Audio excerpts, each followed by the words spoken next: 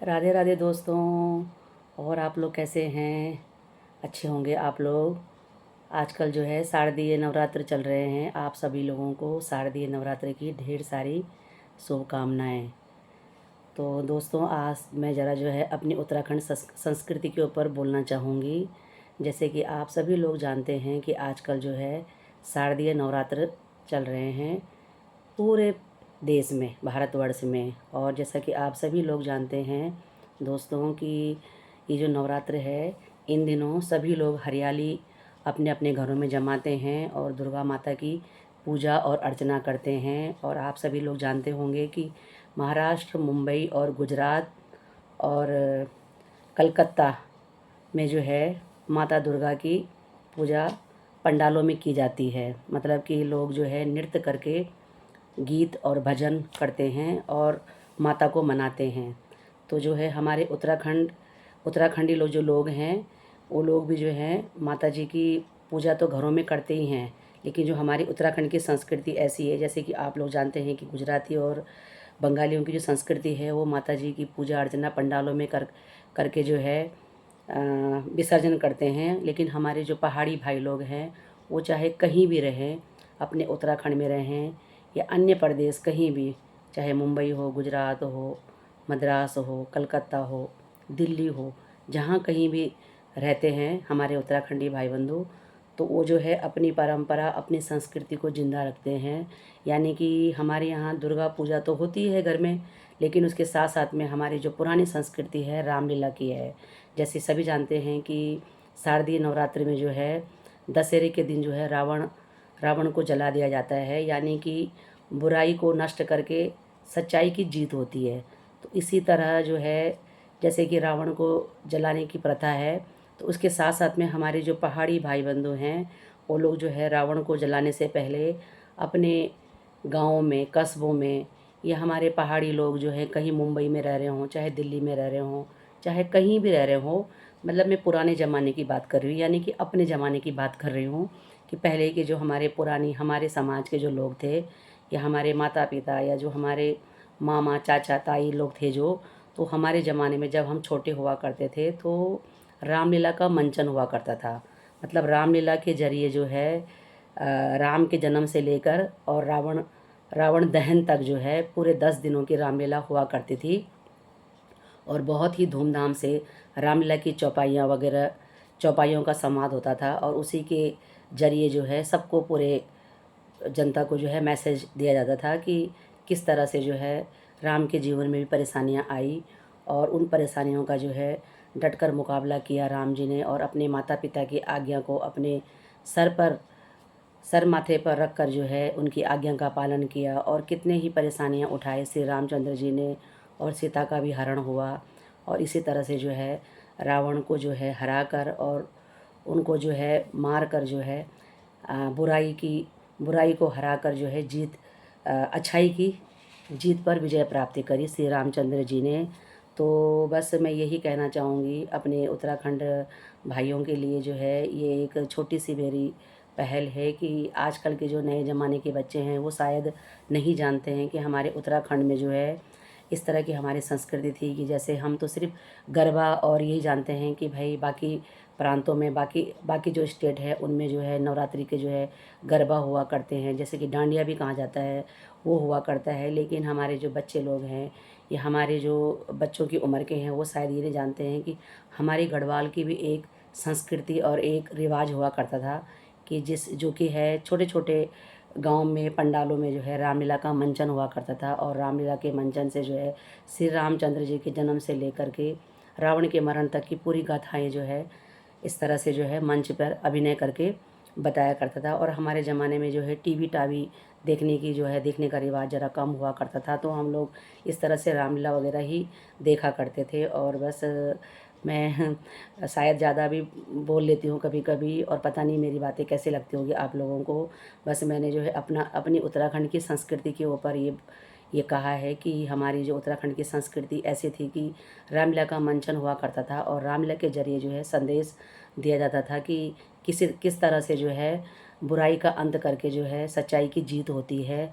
और बस मैं एक छोटा सा जो है एक वो ला रखी हूँ, चौपाई ला रखी हूँ। जब स्वयंवर हुआ था राम जी का, और राम जी के स्वयंवर में राम जी ने जो है शिव जी का धनुष तोड़ा था, और उसके बाद हमारी जानकी माता ने जो है श्री रामचंद्र जी को वर चुना था, और उनके गले में फूलों की माला डालकर जो है स्वयंवर हुआ था श्री राम जी और हमारी जानकी माता का। तो इस विवाह की जो है 2-4 पंक्तियाँ मैं भी गुनगुनाना चाहूँगी। आप लोग जो है बताना कि आप लोगों को कैसा लगा मेरा जो है इस तरह से अपनी उत्तराखंड की संस्कृति पे बोलना।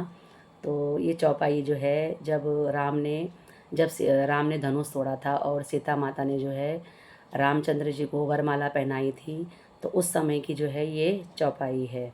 सीता माता कहती हैं जब राम जी धनुष तोड़ते हैं, धन्य धन्य धन्य उस जगत पिता को, धन्य धन्य धन्य उस जगत पिता को, तुमको दिया बीड़ा पान पान पान की, फूलो माला पहनो प्रभु, दासी खड़ी है जान की, फूलो माला पहनो प्रभु, दासी खड़ी है जान की।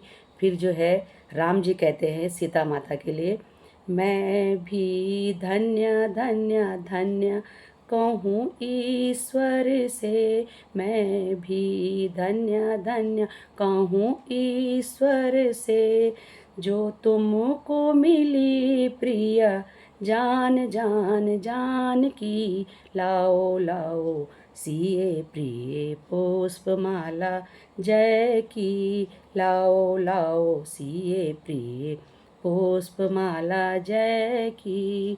फिर सीता माता कहती है, फूलो माला पहनो प्रभु, दासी खड़ी है जान की, फूलो माला पहनो प्रभु, दासी खड़ी है जान की। फिर राम जी कहते हैं, लाओ लाओ सिए प्रिय पुष्पमाला जय की, लाओ लाओ सिए प्रिय पुष्पमाला जय की। ये जो है छोटा सा जो है छोटी सी जो चौपाई है श्री राम जी और सीता के बीच में गाई गई चौपाई है। आजकल के बच्चे तो शायद नहीं जानते हैं, वैसे तो गाँव में अब फिर से जागरूकता आ गई है, और अब तो बहुत सारे जगहों में, कुमाऊँ गढ़वाल में, रुद्रप्रयाग साइड में, थापली में, बहुत सारे जगहों पे जो है अब फिर से जो है रामलीला का मंचन होना शुरू हो गया है, और फिर से हमारी अपनी संस्कृति को जीवित किया जा रहा है। और मैं ये सब चीज़ को देखकर बड़ी खुश होती रहती हूँ, क्योंकि जब मैं छोटी थी तो मैंने जो है अपने पिताजी को इस तरह से मंचन में रामलीला के मंच पे अभिनय करते हुए देखा है, और मुझे मतलब वो जो बचपन की यादें हैं वो अभी तक गई नहीं हैं।